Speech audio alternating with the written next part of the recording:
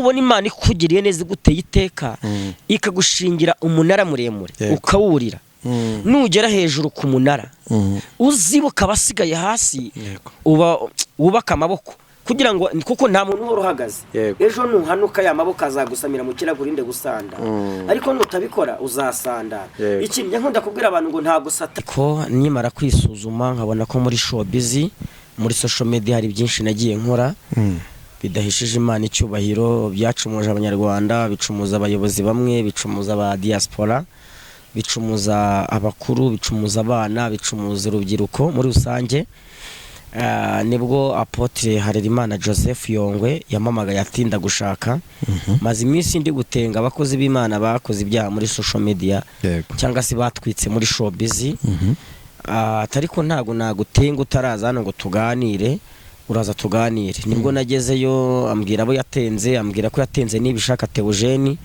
ambwira ko icyambere Apotre ari kunsengera ndi mu bantu buzu umwuka w'Imana numva imbaraga z'Imana zongiye kungarukaho uko biri kose hari ukuntu Satana akwayura cyangwa se akwabura hari ukuntu akwabura akakwiyura yego ariko ndashimira Imana ko abantu banyihangane ndumva n'amaso ariko niyo mpamvu size muri nete yego hari ukuntu Satani akwabura amara kukwabura akagukuraho ubwiza bw'Imana akagukuraho imbaraga z'Imana akagukuraho igitinyiro cy'Imana ariko uyu munsi wa none reka mbwira abantu ibintu bibiri ka ibintu byakirabaye ibintu byo kubeshya bya bintu byo kubeshya abantu bapanga ati nawe ngwinuzemo ntabwo birantu nzongera kubonera umwanya ngo mbijyemo ubu mfite umwanya wo kuvuga Yesu wapfuye kazuka mfite umwanya wo kuvuga Yesu wakwitangiye ku musaraba kuko ngira ngo Bibiliya iravuga muri Yakobo igice cya mbere umurongo waho wa 12 hari ijambo rivuga ngo hahirwa uwihanganira ibimugerageza kuko namara kwemerwa azahabwa ikamba ry'ubugingo iry'Imana yasezeranyije abayikunda rero niyo mpamvu nasanze ingororano zanjye nyiri ku isi ari ibintu bitatu n'ubukire icyubahiro ubugingo ibyo bintu bifatanyiriza hamwe kutuzanira ibyiza muri Kristo Yesu iyo udafite ubugingo iyo utemeye uwo mwana nta bugingo uba ufite kuko ijambo rivuga ngo ufite uwo mwana niwe ufite ubugingo udafite uwo mwana nta bugingo afite uwo mwana nta wundi ni Kristo uwo mwana nta wundi ni ukwizerera mu maraso ya Yesu Kristo waducunguje amaraso ku musaraba igorogota urakoze cyane profete hanyuma nyuma yuko usengewe ni yihe mpinduka wabonye kuko simpamya ko umuntu yasengewe byanga byakunda hari impinduka yumva hari uburyo yumvamo ibintu bisa naho bihindutse ukuntu ni yihe mpinduka waba wariyumvisemo mu buzima bwawe bujyanye bw'umwuka ya mu maso warakuze kundengera kuko mubiri wanjye Mana uzaboruveho nyamara nza kubona mu maso mukiza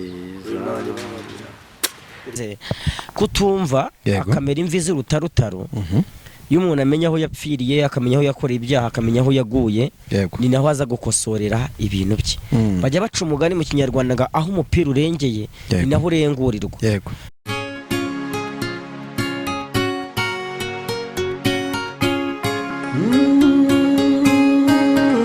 Emana we Yesu we ingoma yawe ni amamare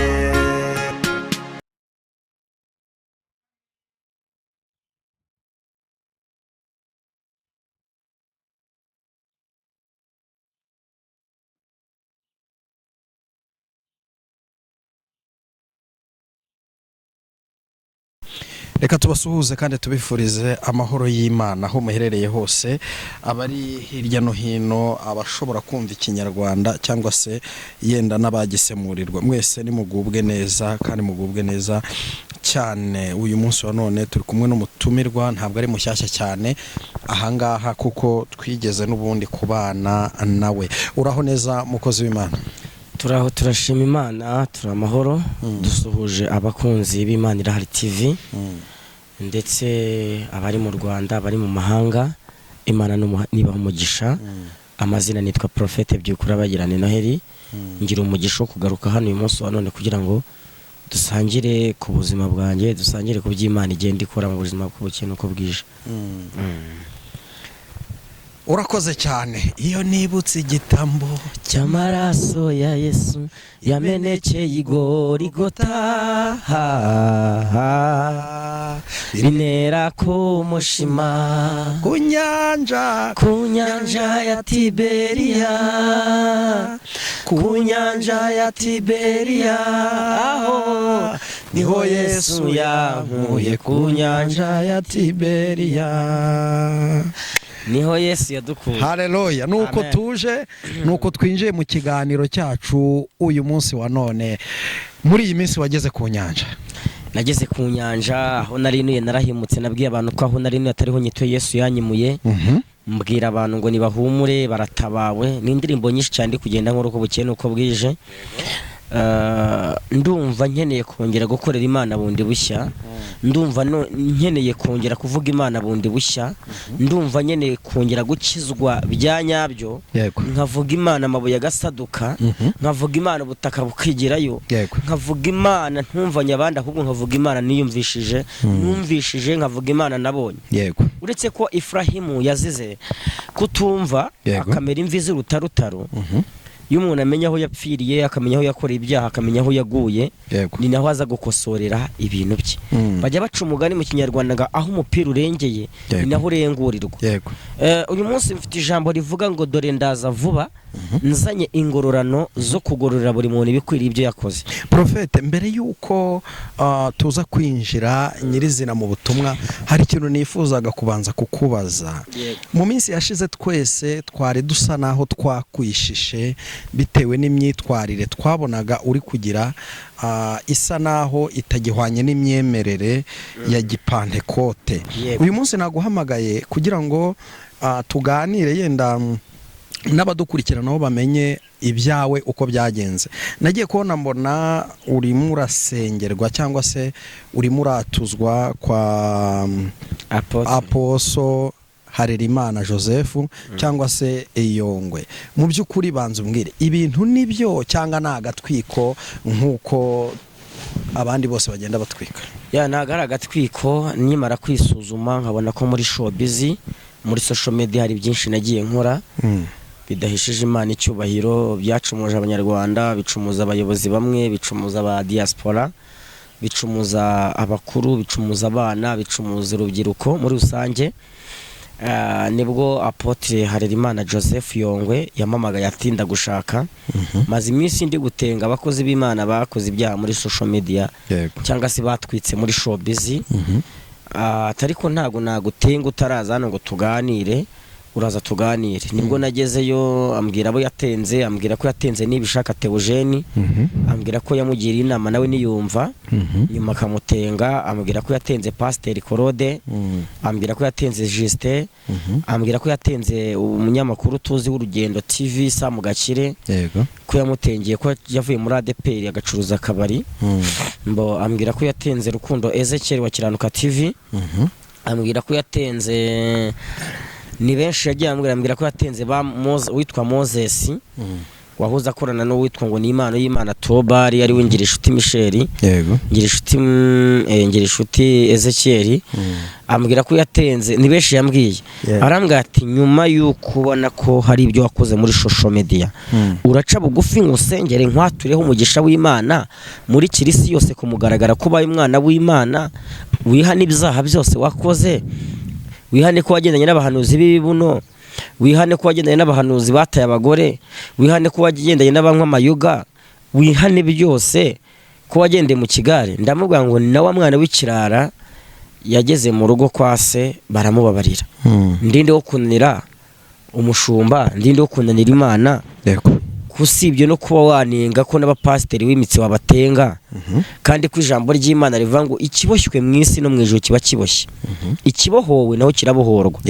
Ndamubwira ni njyewe rero ndumva n'ubundi ubikoze mwuka w'Imana ari kunyemeza kugira ute kuzagushaka ngo nsengere, unyature imbaraga z'Imana. Amingero zaho yigiye kongera gukorera Imana neza. Ambwira ko yigiye nyuma y'ibikuta bine yafunzwe, ambwira ko yavuyeyo ari mu mavuta y'Imana. Ndavuga ni nanjye, ariko hari byinshi byagiye bigaragara muri social media by'agatwiko nagiye nkora, hari byinshi nagiye nivurugutamo, hari abo twagendanye, hari amaudio yagiye asohoka hanze ayanjye, ayo bagiye bama nkayarekura. Ndavuga ni Imana imbabarire ibyo nakoze muri showbiz byose. Yego. Abanyarwanda bambabarire, nsaba imbabazi, aransengera. Ubu njyewe rero Prophet Noheli uyu munsi uri hano ndi mushya. Yego. Natandukanye n'ikintu cy'amatiku, natandukanye n'ibintu bidafite icyo bimariye abantu, ibintu bidafite icyo bimariye societe nyarwanda, ibintu bidafite icyo bimariye umuryango. Ubu ndi umusore witeguye kuba nabona fiancé, ngeze amahirwe nkamubona. Yego. Tukakundana, nkamuterera ivi, nkamushaka, akaba mama w'abana banjye. Yaba ari uri mu Rwanda, yaba ari uri mu mahanga, aho yaba ari hose niteguye kuba naba umuntu w'umupapa. Mu gihe mbonye umushiri tukaba inshuti, tugakundana, akambera umudamu nka umupapa. Rero niyo mpamvu ntagaraga twiko birani ibyanyabyo. Nahisemo ibintu bibiri: kuvuga ijambo ry'Imana, kuvuga ubuhamya bw'aho Imana yankuye, bukomura abantu banyihanganira rwa kagiripe uyu munsi. Yego. Maze iminsi abantu benshi kubera imvura iri kugigwa ihita igwita. Rero abantu banyihanganira sinzi ukundi kuvuga, ariko icyo nabwira abantu, nahisemo kwikora umuziki, mpitamo kuvuga ubuhamya bwanjye, mpitamo kuvuga ijambo ry'Imana. Ibintu byo gutwika, ibintu bya kirabaye, ibintu byo kubeshya, bya bintu byo kubeshya abantu bapanga ati nawe ngwinuzemo, ntabwo birano nzongera kubibonera umwanya ngo mbijyemo. Ubu mfite umwanya wo kuvuga Yesu wapfuye kazuka, mfite umwanya wo kuvuga Yesu wakwitangiye ku musaraba, kuko ngira ngo Bibiliya iravuga muri Yakobo igice cya mbere umurongo waho wa 12 hari ijambo rivuga ngo hahirwa uwihanganira ibimugerageza, kuko namara kwemerwa azahabwa ikamba ry'ubugingo iry'Imana yasezeranyije abayikunda. Rero niyo mpamvu nasanze ingororano zanjye nyiri ku isi ari ibintu bitatu: n'ubukire, icyubahiro, ubugingo. Ibyo bintu bifatanyiriza hamwe kutuzanira ibyiza muri Kristo Yesu. Iyo udafite ubugingo, iyo utemeye uwo mwana, nta bugingo uba ufite. Kuko ijambo rivuga ngo uwufite uwo mwana niwe ufite ubugingo. Udafite uwo mwana nta bugingo afite. Uwo mwana nta wundi ni Kristo, uwo mwana nta wundi ni ukwizerera mu maraso ya Yesu Kristo waducunguje amaraso ku musaraba Igorogota. Urakoze cyane Profete. Hanyuma nyuma yuko usengewe, ni yihe mpinduka wabonye? Kuko simpamya ko umuntu yasengewe byanga byakunda hari impinduka yumva, hari uburyo yumvamo ibintu bisa naho bihindutse ukuntu. Ni yihe mpinduka waba wariyumvisemo mu buzima bwawe bw'umwuka? Icyambere Apotre ari kunsengera, ndi mu bantu buzuye umwuka w'Imana, numva imbaraga z'Imana zongeye kungarukaho. Uko biri kose hari ukuntu Satani akwayura cyangwa se akwabura. Hari ukuntu akwabura akakweyura. Yego. Ariko ndashimira Imana ko abantu banyihangana, ndumva n'amaso ariko niyo mpamvu sizemo rinete. Yego. Hari ukuntu Satani akwabura, amara kukwabura akagukuraho ubwiza bw'Imana, akagukuraho imbaraga z'Imana, akagukuraho igitinyiro cy'Imana. Ariko uyu munsi wa none reka mbwira abantu ibintu bibiri. Mbabwire ngo ntihakagira umuntu uzaseka igitabo ataramenya inyandiko yanditsemo. Yego. Waseka umugezi mu mpeshyi ukagutungura. Ikindi, umwijuto w'ikinonko wari uzi ko imvura itazagwa. Hari igihe twabayeho tuzi ko tutazabona Imana, ariko Imana itugarukaho. Rero icyo nabwira abantu badukurikiranye, ntabwo Imana ikora kuko twavuze cyane, nta nubwo Imana ikora kuko twikunkumuye. Hari abantu bamwe bajya guhanura bakazamura amababa kugira ngo bikunde bigaragare ko ngo ari Imana ng'Imana. Ariko nje kubwira abantu ngo Imana ishobora kukurwaza ariko inakurwaye. Imana ishobora kukurwaza ariko inakurwaye. Mu bantu Imana yari irwaje n'abarwayi nari ndimo. Kuko ngira ngo abantu barebe ibintu byabaye muri social media cyangwa muri showbiz nyarwanda, hari ibintu bimwe nagiye nkora bikanera ibikomere, bikaranja binangarutse. Rero niyo mpamvu uyu munsi wa none akimara kunsengera nakira imbaraga z'Imana, nakira ubwiza bw'Imana. Kuko Apotre ari kunsengera nyibukije amateka, arambwira ati Imana iri kunyereka gukuye mu mayibobo, yagukuye muri dobandi. Ubu imfubyi ukiri umwana muto ku myaka 7, mama wawe na papa mama wawe apfa ufite imyaka mike. papa wawe arakwihakana, imiryango irakwihakana, abandi barakwirukana, uba imbobo mu Kiderenga mu Rubonobono Nyabugogo, uba imbobo ibatsinda, uraraguza hanze. Iki nicyo wituye Imana? Subije amaso inyuma, ndibaho Yesu yankuye n'ibyo yankoreye. Ndavuga ngo manitse amaboko nk'ingabitsinzwe ku rugamba. Nsengera nakira imbaraga z'Imana. Nsengera nongere ninjire mu mavuta y'Imana. Anyatuza agakiza bundi bushya, ubu ndicyaremwe gishya. Ni amavuta y'Imana. N'umuntu wese naba naracumuje muri showbiz utarabashije kujya kuri The Vibe ngo ari bicyo kiganiro, ambabarire. Ari ubu ngewe Noheli namaramaje gukurikira Yesu. Ntabwo turi buze kukurekura utatubwiye ubutumwa bwiza, ariko ikindi nacyo nenda kukubaza mbere yuko ujya mu ntege nkeya, kuko buriya Bibiliya iravuga ngo ntabwo ikunda kuvuga cyane ku bantu bagiye mu ntege nkeya, ahubwo ikunda kwibanda ku bumva ko bazifite, kuko iravuga ngo uhagaze yirinde atagwa. Nyuma yuko ucitse intege, wari ufite idini cyangwa se itorero wabarizwagamo rya ADPR, utekereza iki ku idini ryawe wabarizwagamo kugira ngo nabo uzabashe kwiyunga nabo, cyangwa yenda warabikoze byararangiye? Mu by'ukuri idini ntago ryigeze rinenga, abantu ryatenze ntago ndimo, ariko bashobora kuba barabonye social media cyangwa se kamera ibyo twagiye dukoreraho bakagira ikibazo mu mutima, ariko ibyo twarabirangije. Sengera kuri ADPR k'Umukenke muri paruwasi ya Gasave, ngira ngo niho hantu nsengera niranira. Nta kibazo mfitanye n'idini, nta kibazo mfitanye n'abantu, nta kibazo mfitanye n'Imana, nta n'ikibazo mfitanye n'imiryango, nta n'ikibazo mfitanye n'abantu bagiye bandera. Hari ababyeyi benshi bagiye bandera, hari abagiye bamufasha. Ngira ngo nyitangira gukodesha inzu nabaga mu nzu y'icyumba, mu nzu ya chambrette, nakodesha 15,000 nabihawe n'abantu b'Imana. Ubu ndazamuka Imana igenda inzamura ngeze ku rwego nkodesha chambrette 50. Urumva ni imbaraga z'Imana. Mu gihe nararaga mu mufuka wa kirojana, mu gihe nari imbobo ntunzwe no gusyaga, ntunzwe no kwirirwa nkubitagurwa imigeri, ntunzwe no kurya ibyo kurya byo muri poberi, ariko ndashimira Imana ko nahigejeje ikora ari ukubera njya nkunda ngo ubuntu bw'Imana iguhaye buguhuza n'abantu, abantu bakaguha ibintu bikaguhindura ugomba kuba we uyu munsi wa none.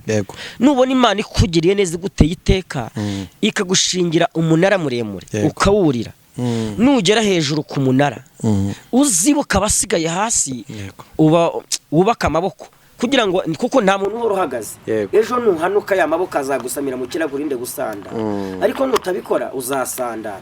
Ikindi nkunda kubwira abantu ngo ntabwo Satani kinga ahubwo yegekaho. Kambabwira ngo ibyabahigaga byose biraburaye. Satani yaraduhiza ariko ntiyadushobora. Uko bishinyitse siko bishikura. Biba byasanye nk'ibizatumira ariko Imana ntago izabihereza inzira. Rero niyo mpamvu ushaka kuvuga ngo nanjye ndi mubo yanyuzeho. Angirira ibambe ndetse n'urukundo rwinshi. Aranyomora, aransiga, arangaburira, mendorirwa izina nkuko Yobu yahinduriwe.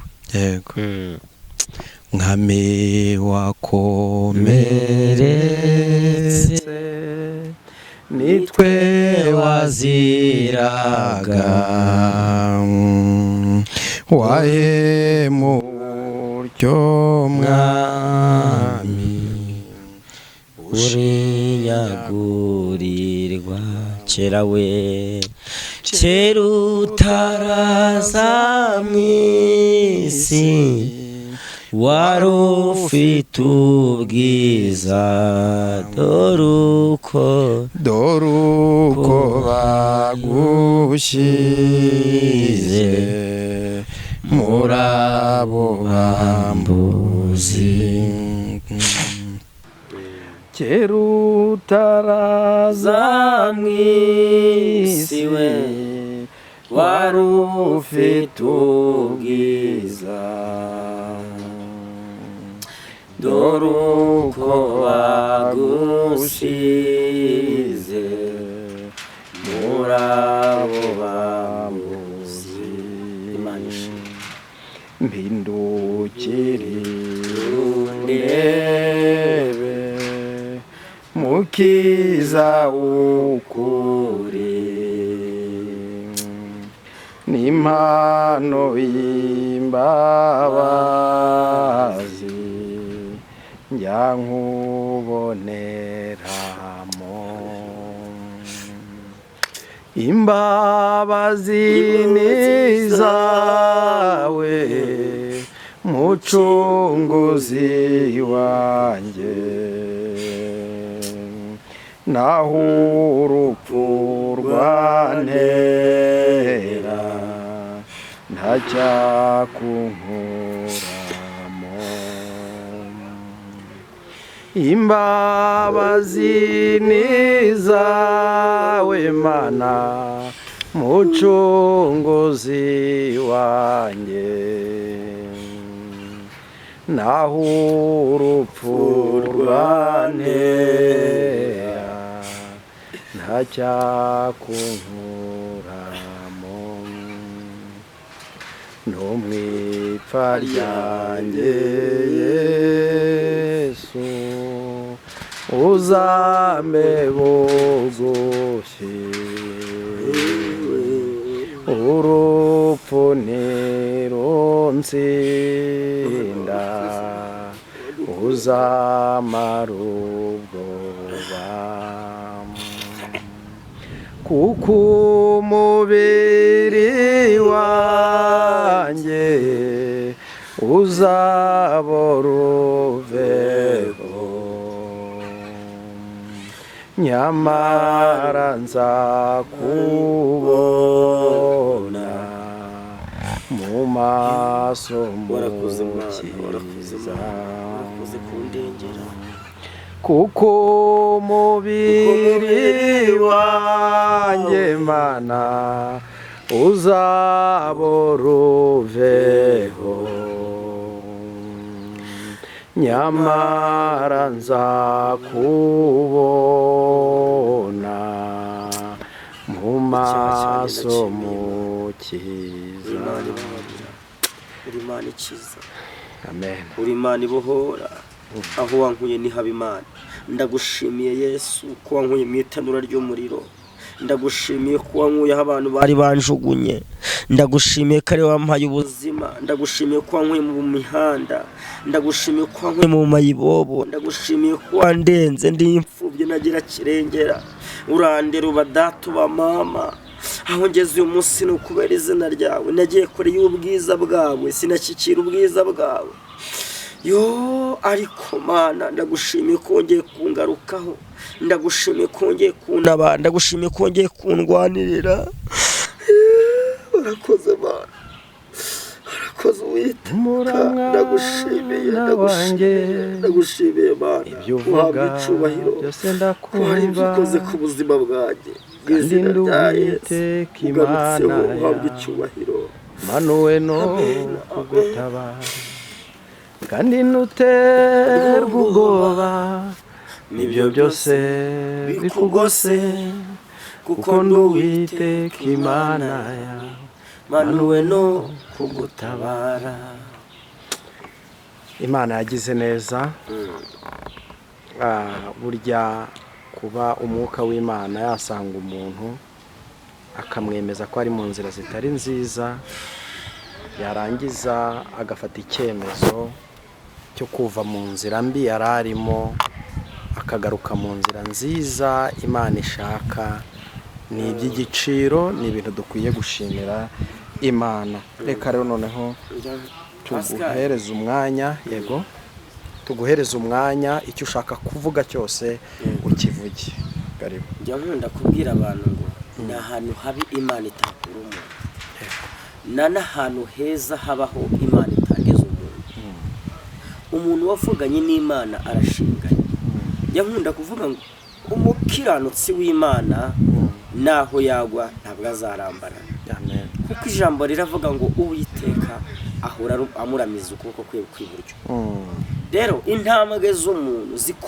zikomezwa n'Uwiteka niyo mpamvu Imana yabwiye Kuro ngo Kuro uwo nimikishije amavuta nkakwiza utaravuka ngakomeza ukiri urusoro mu nda nyoko nzakujya imbere ahataringaniye nzaharinganiza inzugi z'ibyuma nzazicamo kabiri n'ibihinduzo byabyo nzabimenagura yego Dawidi we ngo yibutse iminsi ya kera aravuga ngo Uwiteka nkuramburiye amaboko haleluya hari igihe abantu bakureba bakakurebera mu kigeragezo gikaze bakakureba kuvuga ngo urajya hehe bakakureba bavuga ngo uragana he ariko bakakuvuga bongorera nabazi ko butari buke ariko bugacya n'ejo bugacya nje kubwira abantu ngo namarira nabonye Yesu atahoza nagahinda na kamwe nabonye Imana itamara umuntu nagikomere na kimwe Imana itakomora aho uri uyu munsi wa none uhatindijwe n'igihe igihe kigutuza mu gishanga igihe kigutuza kuri kaburembo igihe kigutuza ahantu heza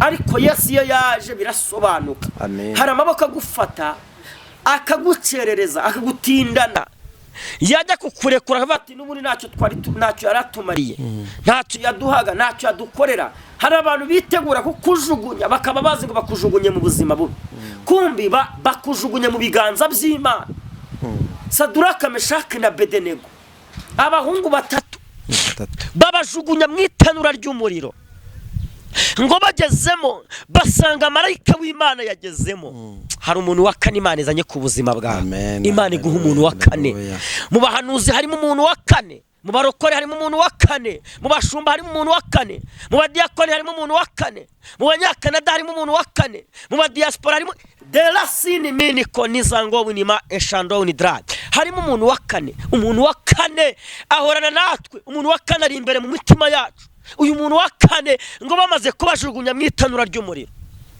ngo marayika w'Imana ngo aragenda arabahobera basanganira ngo umwami aza kureba Imana ishimwe dushimiye Yesu ko abikora badahari akabigaragaza bahari ngo barangije baraza ngo umwami agiye kureba arabwira ngo ko twajugunyemo abantu batatu tukaba tubona bari bane ndi kubona mu wa kane kandi uwa kane afite ubwiza bw'ishusho y'Imana y'umwana w'Imana arasa nk'Imana haleluya ngo arabategeka ngo nibakuremo aho bakujugunye abantu bakujugunye amaboko yakujugunye akanwa kakuvuze nabi niko Imana igiye gutegeka uyu munsi kongeka kuvuga neza haleluya reka nkubwire abagupinga abakuvuga nabi abagucerereza abakwatura amagambo mabi ndagira ngo babwire ngo umutego mutindusha bukanyira wakihagaze ntago bizabahira Tabasa biravuze ijambo rikomeye aravuga ngo reka bakuvuge bafite igihe niba kuvuga ni wabyumva uzaceceke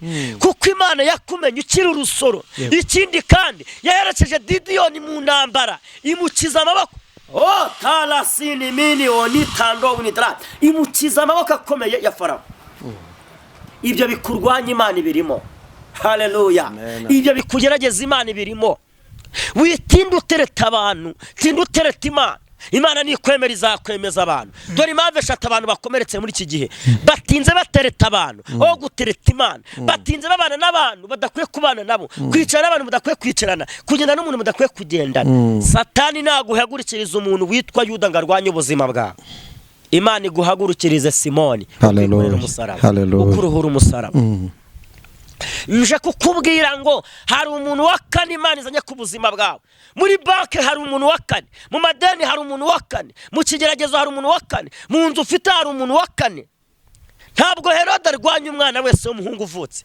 ahubwo Herode arwanya umwana uvuka inyenyeri kaka impamvu bakurwanya barashaka inyenyeri Imana yakije inyenyeri yawe today aujourd'hui now uyu munsi urabohoka mu izina rya Yesu abakuvuga nabi bareke abakujonjora bareke abipanza akazi ko gucira imanza bareke nabonye Imana ifatana ibidafatika ikabigira ibifatika gukizwa ntabwo ari ubwisungane bwa mituweli do sante ahubwo gukizwa ni individual ni ku giti cy'umuntu Yesu yagushatse naho wamucekera yego Daniel aravuga ngo abasi Imana yabo bazakomera nibamara gukomera Yesu Kristo azabakoresha iby'ubutwari haranira gukora iby'ubutwari maze Imana ibwira umuntu ati dore kubaho Uwiteka nibwo bwenge kandi kuva mu byaha niko kujijuka Imana ishimwe cyane amen Bibiliya ngo hamagara noneho hari wakumva noneho uyu munsi ndakubohora ingoyi zari zikubasha amaboko nushaka ko tujyana i Yerusalemu nakabuza uze tugende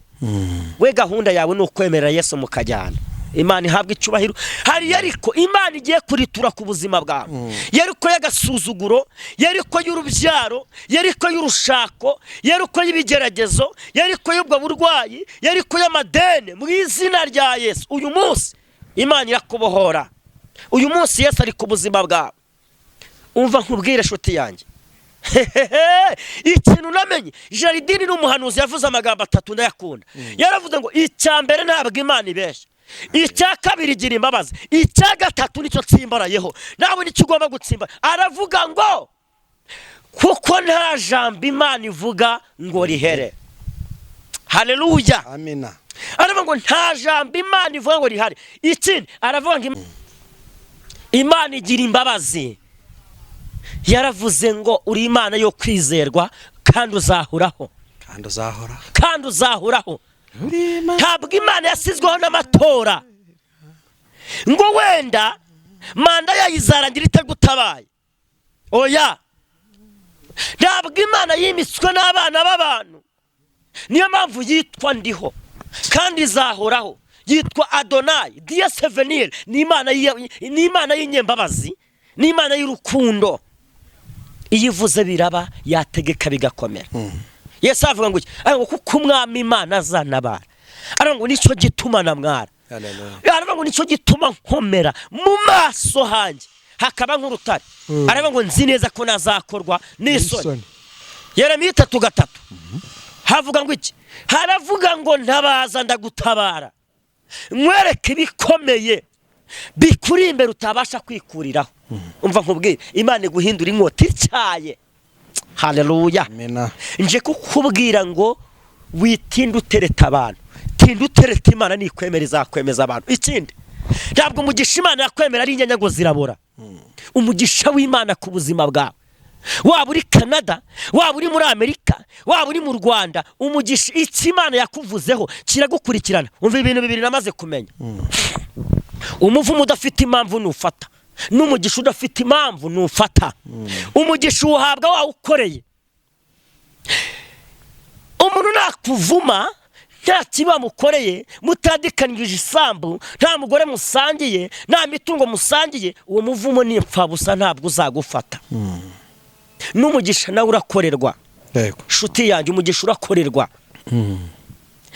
Ikindi, nje kukubwira ngo aho waciye ishuro kenshi bagucunaguza, bakaguha inica n'ikize wabiruhiye, wabimeneye amaraso, bagiye gutangara nibakubona kuko Imana iragutabaye. Ubuzima bwawe uyu munsi wa none, Imana uyu munsi wa none igiye kukubohora. We emerera Yesu ku buzima bwawe. Reka nkubwire, nababwiye ngo umugisha w'Imana si inyanyago zirabora. Ntabwo Imana ari umwana w'umuntu ngo yisubire kucyo yavuganye nawe.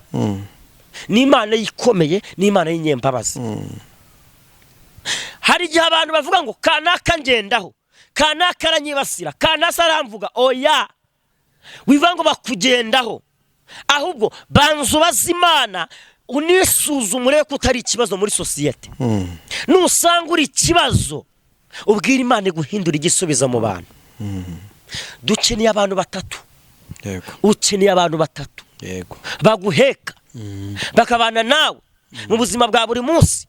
Ukeneye umuhesha w'umugisha. haleluya, Wahuye n'ibiganza bibi, akira ibindi biganza.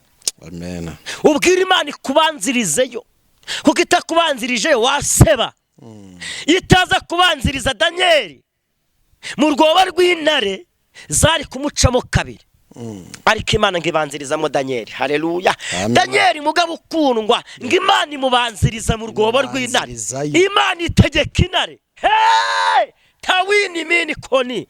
Ndumva ntange, reka tuvuge Imana bazimu bati, ndumva nje mu mavuta mashyashya. Danieli Imana imubanziriza mu rwobo rw'intare, ngo agezemo, vugira ngo agezemo kandi. Heratira winimi. Imana ngo itegeka intare gupfumbata Danieli. Ngo mu gitondo, ngo Imana umwami araza, arahamagara ngo Danieli, Danieli, wabashije kurokoka? Danieli ngaravuga ngo mwami nabuzwa n'iki kurokoka, ko ntacyo nacumuye ku Mana, nawe akaba ntacyo nagucumuyeho, ni gute Imana itandinze? Danieli ngasohoka ari muzima. Uzika abahungu batatu banyagano, Saduraka, Meshaki na Abedenego, basohotse mu itanura badatomaho umwotsi. Yego, basohotse bameze neza. Umva ukundi, Yohana mu ingunguru y'amavuta. Yohana mu ingunguru y'amavuta. Enita wiri binifo konizango wi ndakumva ma. Yohana mu ngunguru y'amavuta ngo agezemo. ngo yagiye ari umusaza imvi zarambaye uruyenzi ngo asohokamo ari umusore. Icyo kigeragezo uri kujyamo, icyo kigeragezo utinzemo uragisohokamo mu izina rya Yesu. Winjire mu gisubizo umeze neza. Umva ikindi kandi ariko mana, Morodekayi ngo yari yamanikiwe igiti cyo kubambwaho. Imana nayo itegura ifarashi. Abanzi bazategura, n'Imana itegure. Ahari bazaterana, ariko sinjye uzaba bateranyije. Mana mumfate, ndumva ngiye kuguruka. Ariko kuvuga Yesu biraryoha. Kuvuga Yesu nta kintu kiryoha nko kuvuga Yesu. Mwijuru turabasuhuje. Mwijuru nimukomere, turabakunda cyane mwijuru. Ariko mana, muri byo ngo kubana kwabo kweza ari byo Yongo yakoze ku buzima bwanjye. Barahugu dobini konizango winidra ngo bakugwa mu cyaha ngo umungera akomeze abumwe. Haleluya. Umwuka arahamaga talazala winimi konizango ene winidra. Ndumva mfashijwe Profete Noheli. Kubana kwabo kwiza barahugurana ngo bekugwa mu byaha. Umvira indi jambo nakunze, icyakora abamwemeye bose bakizera izina rye yabahaye ubushobozi n'ububasha bwo kwitwa abana b'Imana. Ikindi simbasize mwenyine, mbasigiye Mwuka Wera. Azabigisha, azabayobora, azabana namwe. Wabyumvise neza? Noneho sasa Sitefano ku kirwa cy'Ipatimo bamutera amabuye, akomeza kunamba kuri Imana. Nta muntu wakoreye Imana uzikorera amaboko. Nta muntu wizeye imbaraga z'Imana uzakorwa n'isoni. Iyi Mana yacu ni nziza cyane. Iyi Mana igutindije iranagutegera. Iki kintu bacyumva abantu. Kabiri, ibya Yesu ni ku murongo. Iyo uvuye mu murongo hinjira mu ndi. Abantu babyumve neza. Ariko uyu munsi wa none ndavugana niyo kanseri. Ndi mu mavuta nahawe n'umushumba. Ndi mu mavuta nahawe n'imbaraga z'Imana. Ndategetse iyo kanseri ikire, iyo diabete ikire, ako gahinda rufite gahunge, iyo pressure nihunge, iyo sukari nimanuke. Nonaha uhuwe n'umuhesha w'umugisha, wahawe umugisha n'umushumba akawuhabwa n'Imana. Abantu bo kuri YouTube channel murabizi ko nta bintu byo gutwika bihaba hano. Ntabyo. Ubu ndumva ndi kwimva meze nka kabebe. Ndumva meze nk'uruhinja. Ndumva ndi mu mavuta ari kubiteka. Reka nkubwire, hari ijambo rivuga ngo muzamenya ukuri, kandi ukuri niko kuzaba batura. Ukuri nta kundi ni Kristo, umwana w'intama w'Imana. Allo muraho neza? Ni mutere gatebe tugiye kwiga twumva iki Imana dushakaho. Yego. Abantu bakwanga mu kwa mbere, mu kwa kabiri bakagukunda. Abantu bakwanga mu kwa gatatu, mu kwa kane bakagukunda. Bisaba igihe uhagazemo gishushanyijwe nk'igihano uba wahawe. Iyo ugeze i Kanani utabanjije guca mu butayu, ubutayu bukorera i Kanani. Ariko iyo waciye mu butayu, ubutayu ukabukora mu butayu, uri mu kukajya i Kanani. Yego. Hanyuma uyu munsi Imana ikwimure. Imana igutabare, Imana ikurwanirire, Imana iguhindurira amateka. Imana domini fozo brere konizango winidra. Biravuga ngo dore mu mpinga z'imisozi amaguru yuzanye inkuru nziza, akamamaza iby'amahoro. Ngo yewe Yuda we, komeza ibirori byawe, higura imihigo yawe yose, kuko umunyabibi yatsembwa atazongera kunyura iwawe. Tugana ku musozo. Banza utange nimero yawe. 0780 yego 52 90 0780 52 90. Nizere ko iboneka no kuri WhatsApp kugira ngo tuze kuyishyira ahagaragara. Noneho wakenera kuguhamagara cyangwa se kukubaza kubijyanye no guhinduka kwawe abe yayibona mu buryo bwose. Yego, iba no kuri WhatsApp rwose. Karibu nisengesho. Mana data mu izina rya Yesu, Imana byiringiro byacu, ijambo riravuga kare ukicara hejuru. Izina ryawe nirishimwe. Wabiranda igitare cy'ubukene, wabiranda igitare kwa Lazaro avamo. Mu izina rya Yesu, ubushomeri bwari bugose abana bawe, ibibazo, ibigeragezo, agahinda, mu izina rya Yesu barebere mu maraso yawe. Nanjye ndi mu bawunyuzeho, urambwira ngo baho, ungarukaho, ungarukanye imbabazi zawe. Sengera abana bawe mu izina rya Yesu. Uyu murongo ndawusengeye wa televiziyo, ukomeze uhagarareho, ubuzamure, utere inkunga mu izina rya Yesu. babazi Imana ziganze. Urakoze uri Imana ishobora byose, ni mu izina ryawe Yesu, amen. Imana ibaho umugisha. Reka tugushimire cyane, wakoze kwitabira ubutumire bwacu ukaza kubana natwe. Ni byiza kandi turizera neza ko tuzahora tukubona, tutazagukenera ngo tukubure, kuko iyi ni sheni yamamaza ubutumwa bwiza bwa Yesu Kristo. Amahoro y'Imana abane nawe kandi imbaraga z'Imana zikomeze kukurinda mu izina rya Yesu, amen. Murakoze cyane.